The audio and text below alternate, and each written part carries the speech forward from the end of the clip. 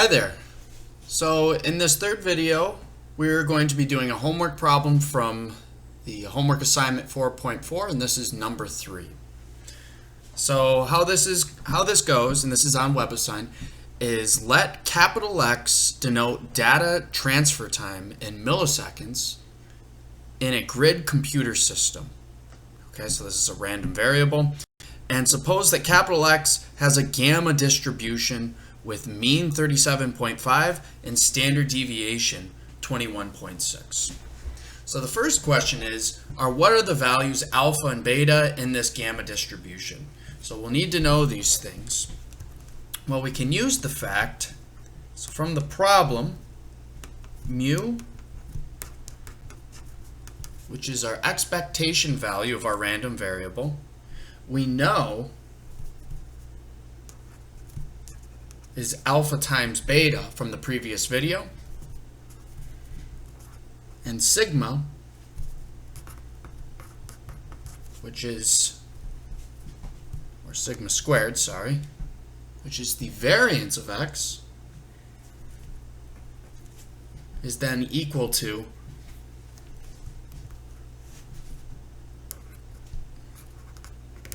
alpha times beta squared. So solving this system of equations quickly for alpha and beta, we got the following from last time. Alpha is mu squared over sigma squared. In other words, if I take this equation and square it and divide it by this equation, the betas go away, leaving just the alpha, and we get the following. So substituting these values, it says mean is 37.5, so that's mu.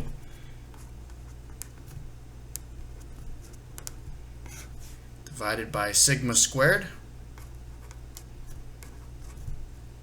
So sigma always stands for standard deviation, and mu always stands for the mean. So equating these two things, we get 3.0141. Similarly for beta, we have that this is going to be sigma squared divided by mu. In other words, this equation divided by this equation, or the right side divided by this right side, the alphas go away, leaving one beta behind. So sigma squared divided by mu is equal to beta. And substituting our values in,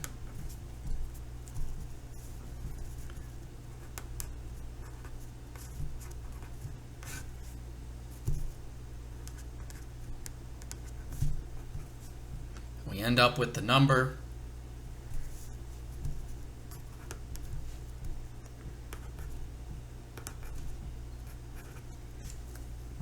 just like so. So it's going to be the alpha and the beta value that we're going to need in order to determine questions of probability about x. And that's going to be the next part here. So these are my answers for alpha and beta.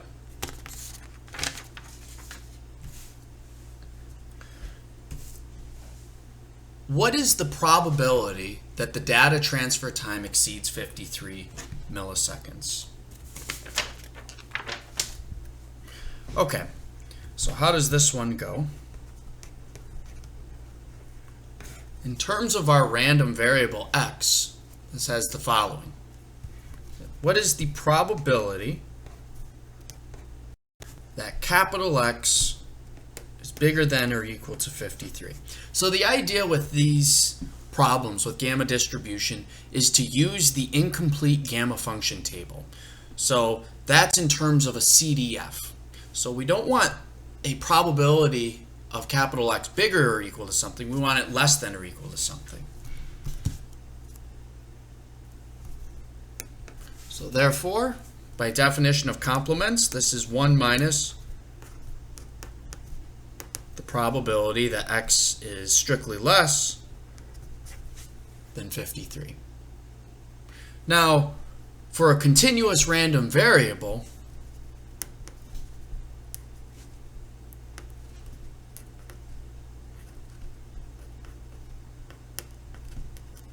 This is the same, is the probability that capital X is less than or equal to 53. And this is only true because capital X is continuous, is a continuous random variable. If it were a discrete random variable, this may not be true. Okay. So what is this then equal to? Well, this is just, this right-hand side is our CDF at 53. So this is 1 subtract the CDF of the gamma distribution at 53 with the parameters alpha and beta. So instead of using integrals, which we don't want to use, it's going to require some computer system, we would like to use tables in some way. So using the theorem of the last video,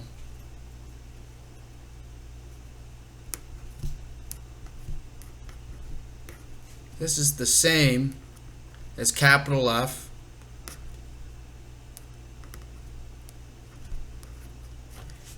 of 53 over beta with the single parameter alpha. Now remember, this is related. We have a table for this value here. Over here we don't have a table, but we have a table for this value. So from the previous problem, we had that alpha was 3.01 and beta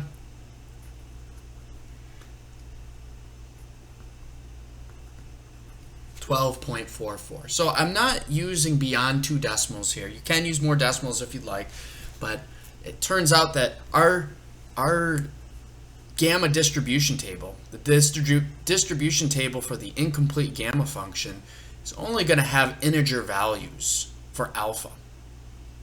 And so we don't really need to go too many places. You can do more places with alpha and beta if you'd like. I'm only going to go 2 places here. And so what does this simplify to?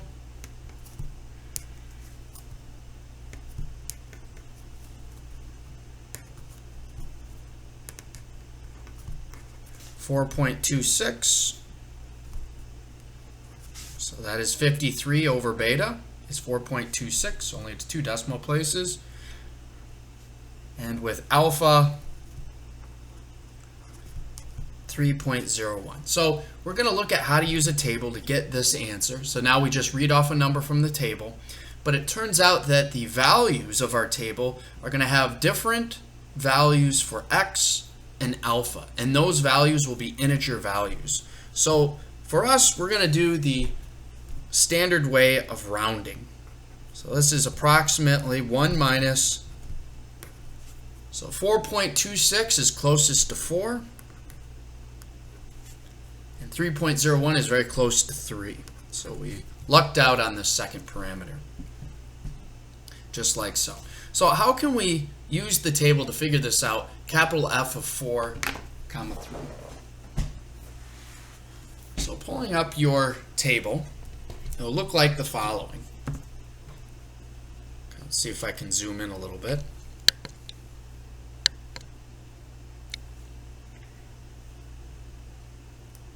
It'll look like the following.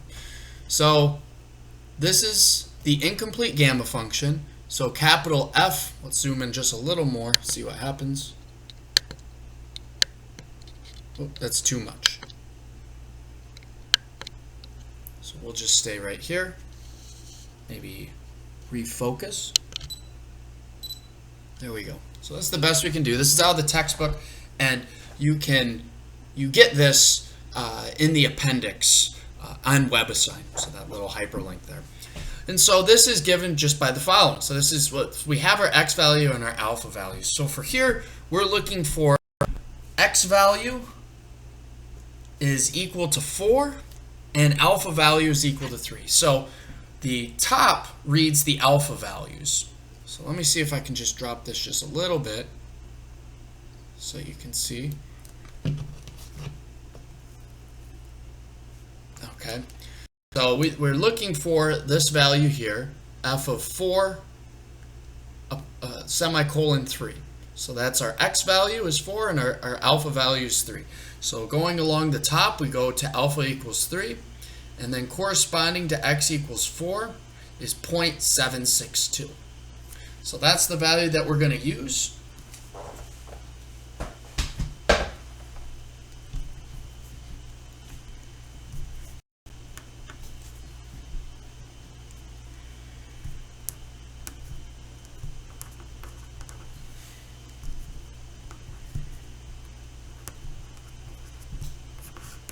And this is an acceptable answer for Webassign. So zooming back out. There we are. Looks just like so. So this is, our answer is approximately, so our probability that x is bigger than or equal to 53 is approximately 0.238. So of course this is a table. The best we can do is approximate. So really quick, with this problem, we can actually look at it, the answer exactly, using a computer system. And the exact answer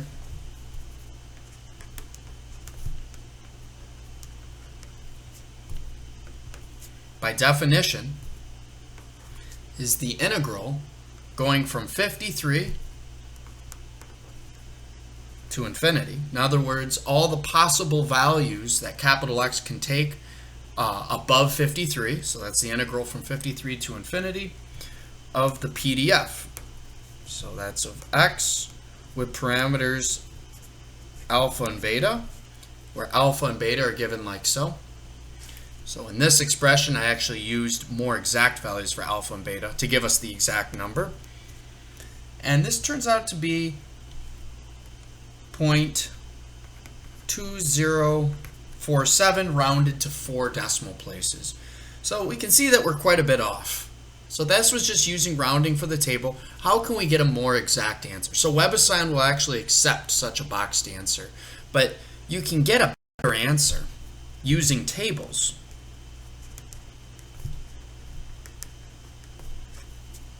Okay, a better answer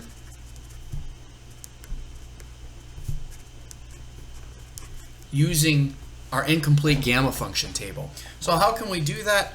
Well, if we notice here, 4.26, that was quite a big round to round 4.26 to 4. So it's better to say that actually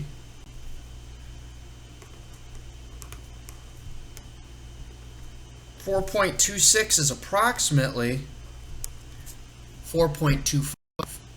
Okay, so this is a much better rounding, and 4.25 is exactly the following.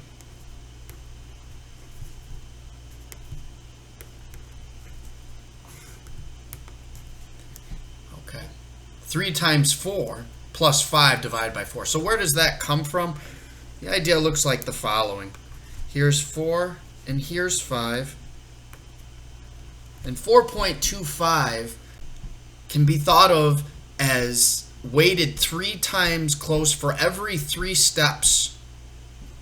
Or it's, if I were to break this up into quarters, just like so. Okay. Oh, quarters, sorry.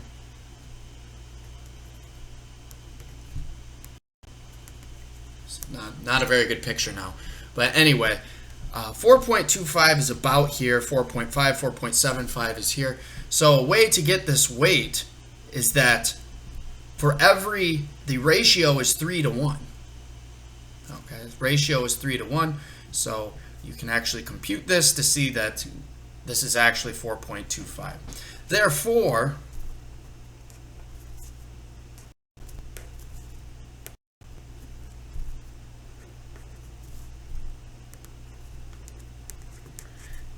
.01 rounded to 3 is still a good guess.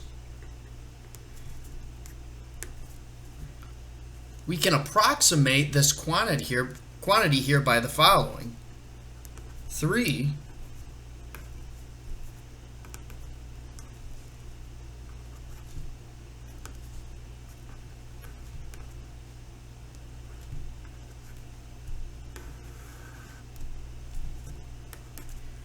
given as follows. So this is using weighted amounts of our table values. So how did we do this? Well, 4.25 is 3 pieces of 4 plus 1 piece of 5 divided by 4. Okay, Similarly, if I were in the middle, 4.5 would be 2 times 4, so 2 pieces of 4, 2 pieces of 5 divided by 4. So using this fact, using these weights, I can use the table values to get a more approximate or a better approximation of this following quantity. And so what does this turn out to be? Using table values, we've already figured out this table value.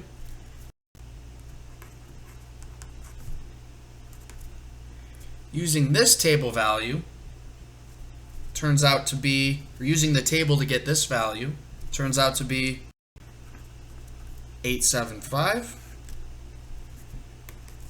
And running through the arithmetic of this, we end up with 0.2098.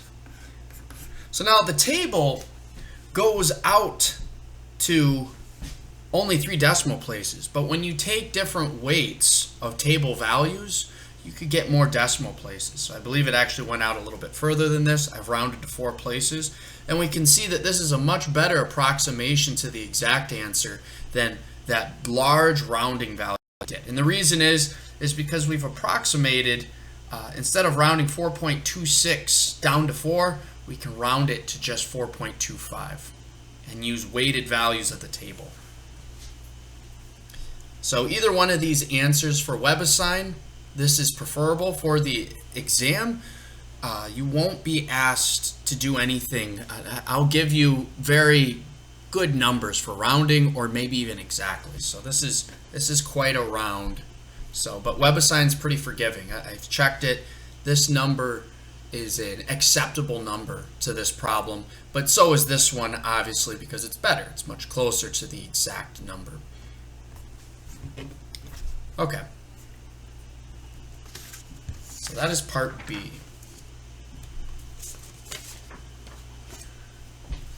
Part C. What is the probability that the data transfer time is between 53 and 71 milliseconds?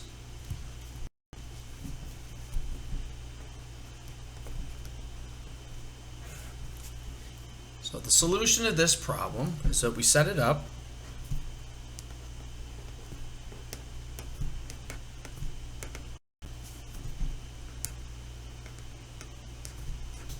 Looks just like so. By definition,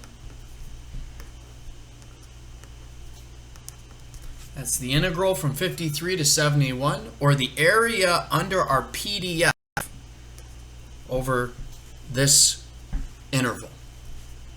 So it's the area under the curve that is our PDF,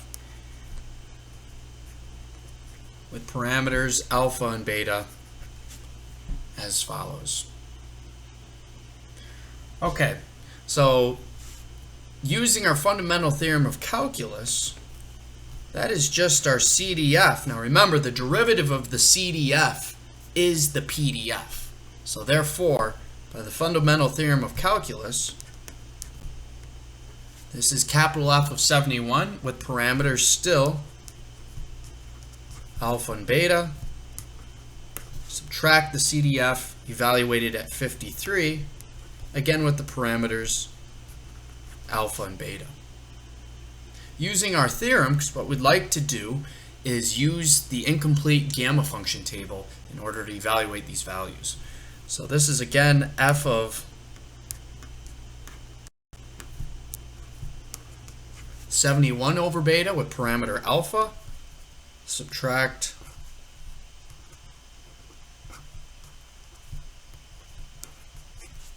the following.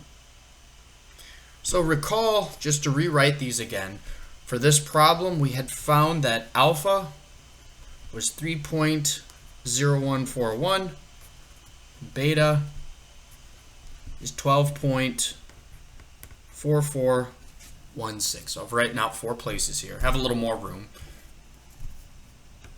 So putting these values into this expression, we have the following, only out to 2 decimal places.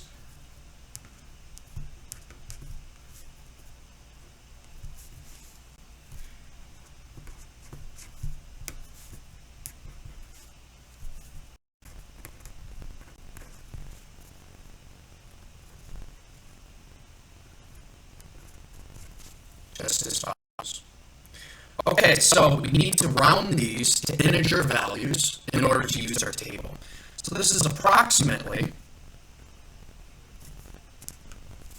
5.71 is closest to 6. 3.01 is closest to 3. 4.26 is closest to 4.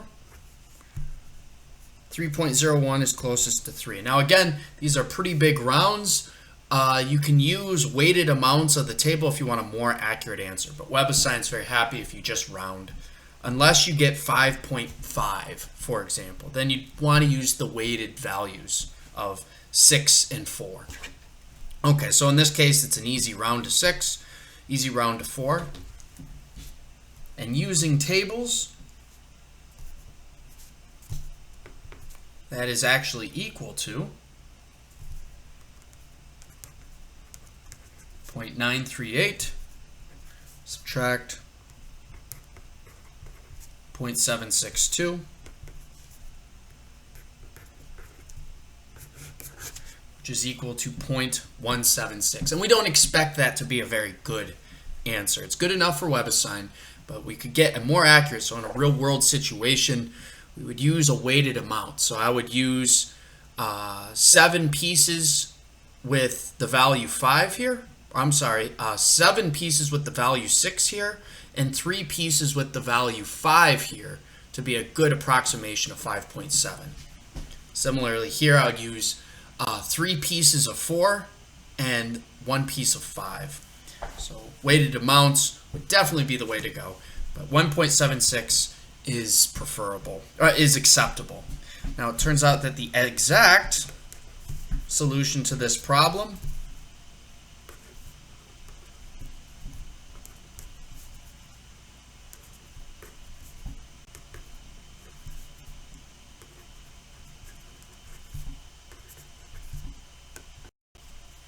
turns out to be 0.1272 out to 4 decimal places. So you'd want to do the box when we can see that we're way off by quite a bit, right? By 0.05. Usually that's not very good in most metrics, but again, acceptable for this sort of problem. Webassign will accept it. Okay, so that is all the pieces to this problem, which is homework 4.4, number 3. This shows you how to use the incomplete gamma function table and to answer functions or problems that are associated to gamma distributions.